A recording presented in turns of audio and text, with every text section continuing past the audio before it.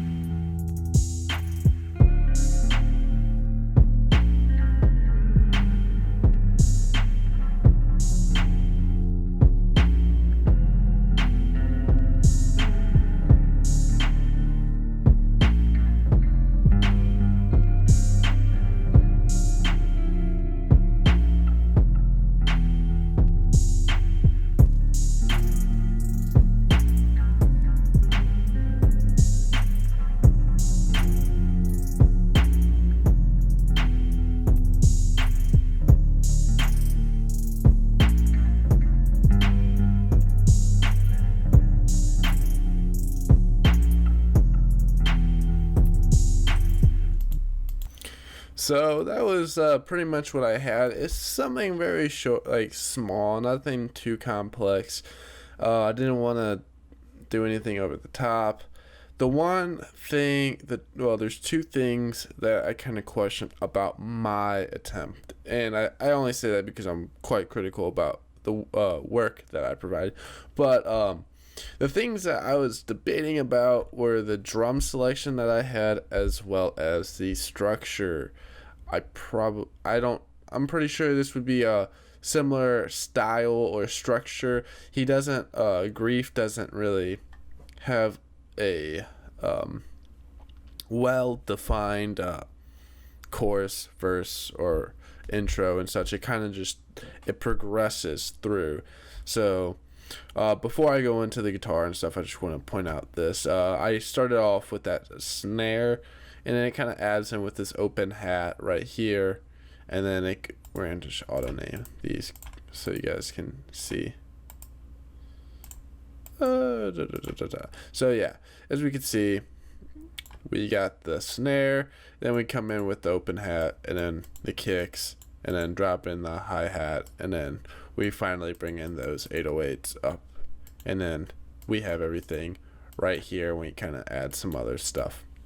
But now, the main sound of Greaf's beats, for the majority of his beats, from what I've noticed, were his guitars. He has it's like a mix of an acoustic and electric guitar, where it's, here, I'll play the sample.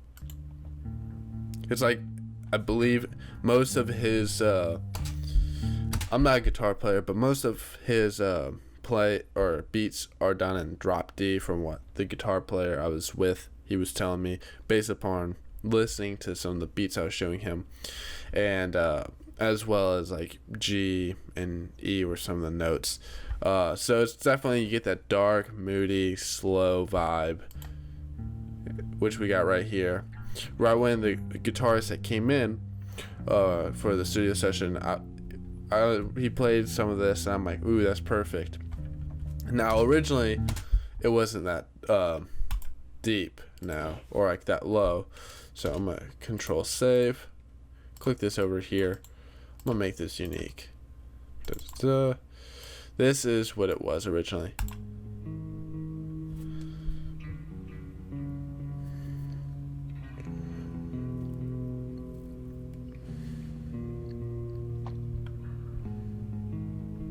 So that's what it was originally. But then I dropped that pitch, and I made sure everything fit within the 8-bar little parameter. And so when we go down over here with that dropped pitch, we solo it, we definitely get that darker vibe.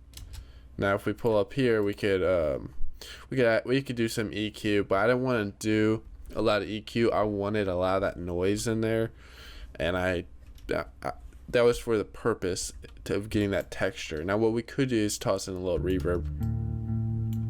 Yeah, a little wetness. Pull down that bass. This much. I like that. And then here's some of the other guitars that I've done panning to, but we'll get to that. So this guitar is kind of like the main guitar that goes all the way through. Sorry, I'm gonna turn this off so this doesn't interrupt for future notice. But that was my phone. So then we got this other effect. Now I also dropped the pitch, so I'm gonna pull this over here, make unique. We're gonna go, I have it panned, so with a lot of reverb. Oh wait, I didn't know I had 2 reverbs. We can act one. That's way too much. So that's with the pitch. Here's without the pitch. Now I only added this guitar one hit or a little lick thing occasionally, just for variation of the beat.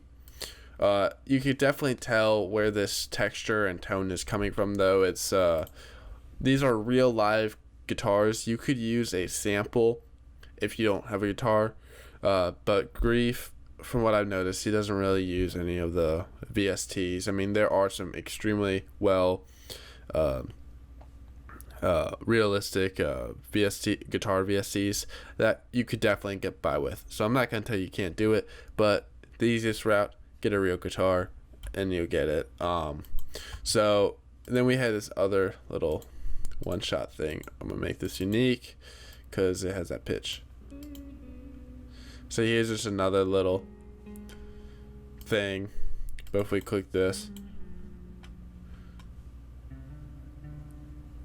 it's definitely really dark, so I'm just gonna play this.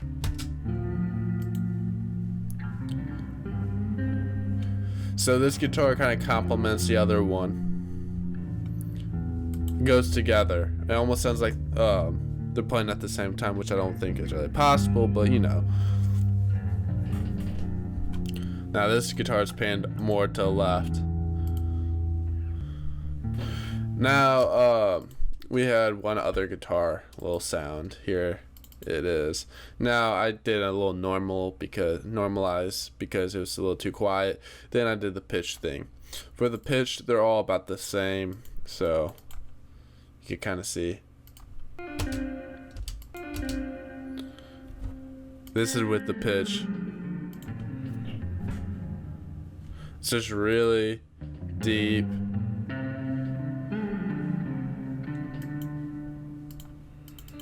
I'm gonna turn down that volume a little bit.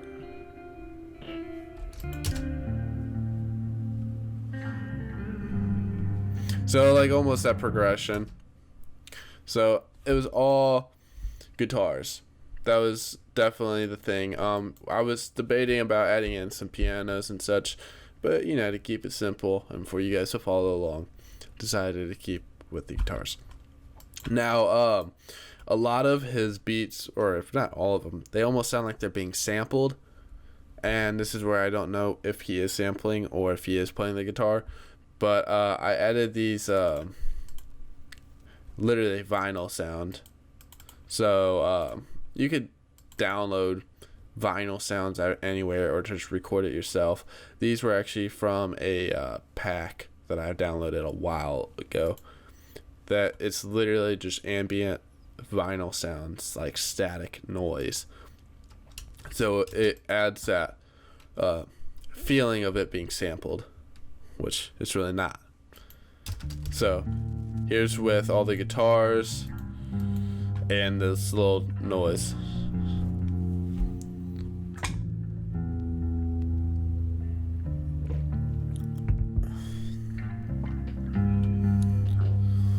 It adds that texture, so we're getting that dark, raw,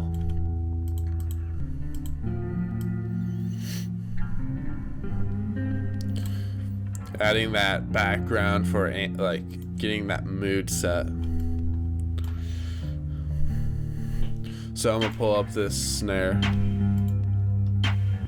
So this snare is just our traditional little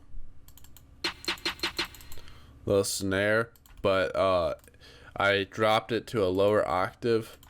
So if we're gonna pull this up, instead of the C5, it's down to a G4. And not only that, but we have a little reverb and a little distortion on it.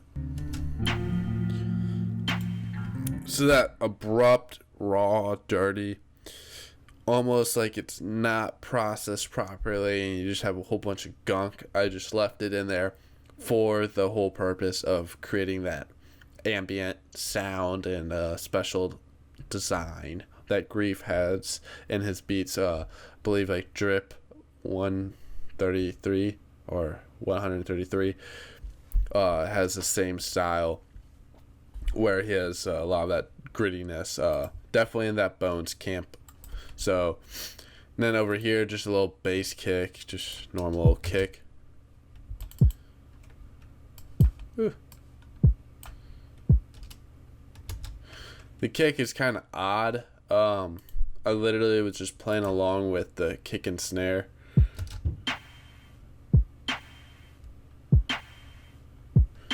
We're at 85 BPM. I probably should have mentioned that earlier.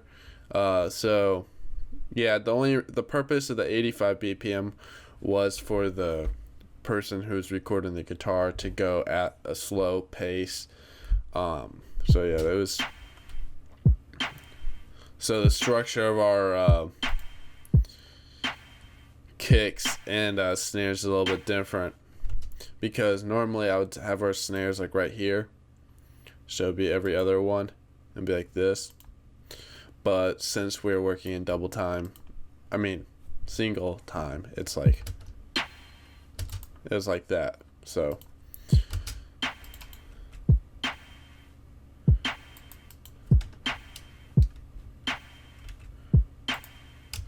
I could have probably made the drums a little bit more interesting, but so here's this open hat.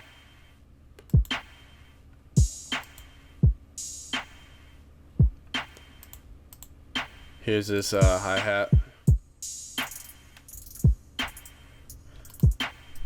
The hi-hat, I just pulled it down a lot, did a little EQ, chorus effect, and a reverb. Then you get that really strong distorted 808, which is up here, which I use our traditional 808, which you can find at beatat.com. It will be one of our drum kits, AT sound kit. And then so in this 808, I just have the EQ, then a distortion. So the distortion will add that extra noise and texture.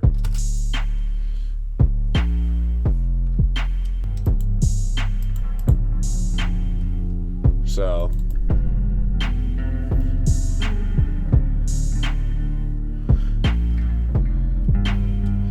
getting that noise and that texture and the vibe and the simplicity as well as the complexity of the mood and guitar is kind of the whole essence and style of Greaf. His beats aren't per se super intricate or like have a lot of stuff going at you. It's just very slow, moody, dark, almost like a pseudo sample with the guitar. So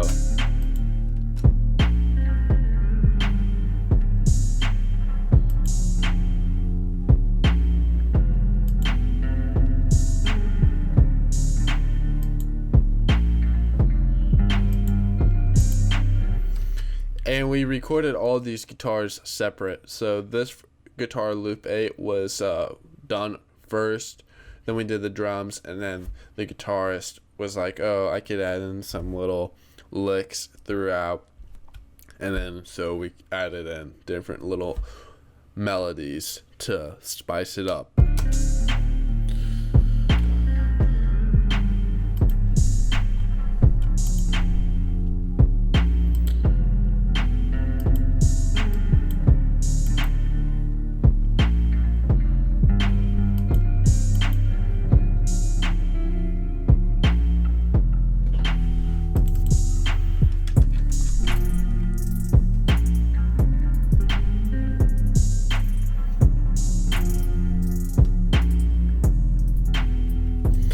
So for the 808, what I did, for those that have followed this channel for a long time, I would usually pull down the attack and all this other little knob stuff.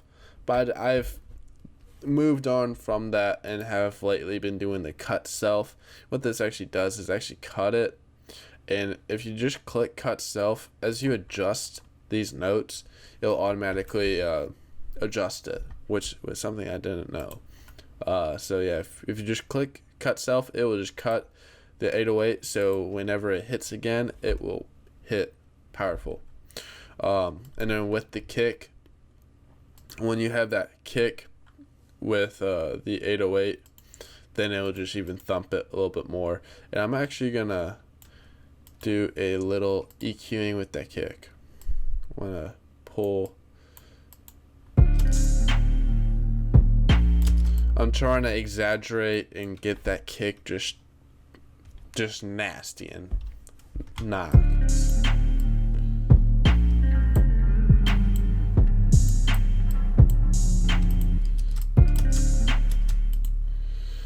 So I could use a limiter or a compressor, but we're probably going to go the lazy route and use a distorter because I kind of want to distort the kick.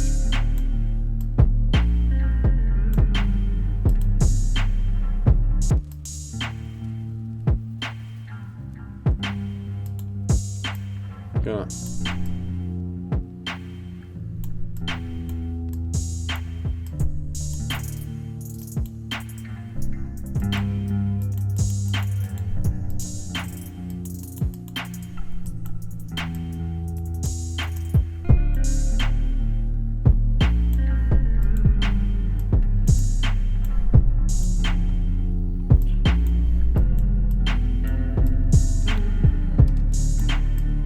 If we get more in a higher range, then we could hear the bass in your headphones a little bit better, because then it would bring more of the sound, but you don't really get that transient sound till more in the upper range. That's just a little side note, but it's honestly really not a complex beat. It's just having the right sounds and getting everything orchestrated together.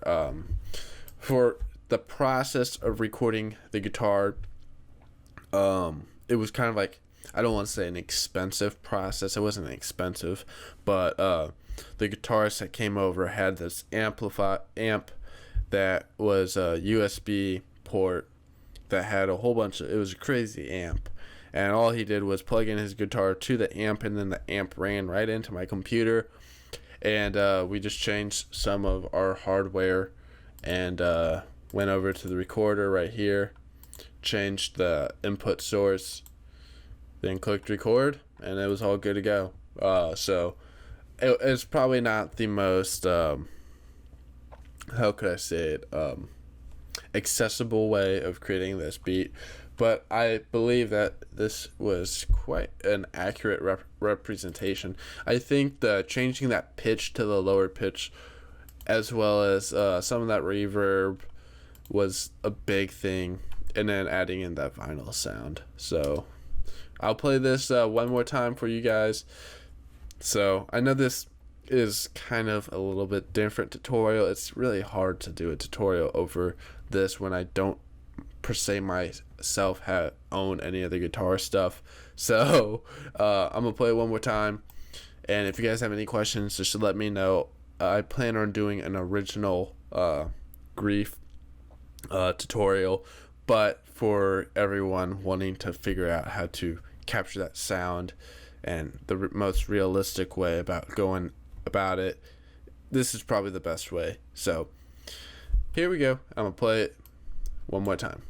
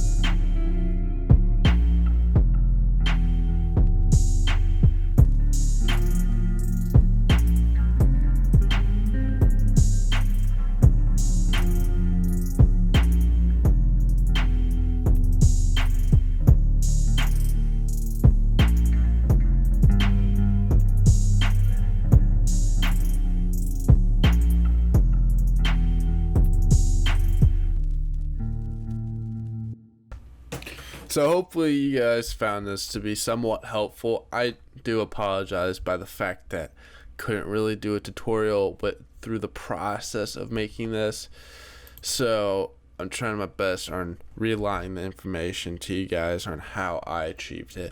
And the biggest things were getting that guitar, getting that clean yet dirty, staticky sound. I'm pretty sure if you had just an acoustic guitar and a high quality microphone, that you could record it and do some editing on yourself, like through yourself, making sure of getting that BPM correct. This was very loosely recorded, so it's not quantized right on the beat. Then it was on purpose to have it very loose. So hopefully you guys found this beneficial. This is Andrew Pierre here of Beta AT Production and Publishing, bringing you guys a short tutorial. And if you guys liked it, give it a thumbs up, comment, share, subscribe. That is a key thing. Subscribe. Be sure to go to betaat.com for drum kits, beats, collabs, and much, much more. We got good stuff coming to you guys. Got new drum kits. We got the specialized beat course, producer course, which I will have the information and link for how to make beats like the pros in the description. This is Andrew Pierre here, and I'll see you guys later.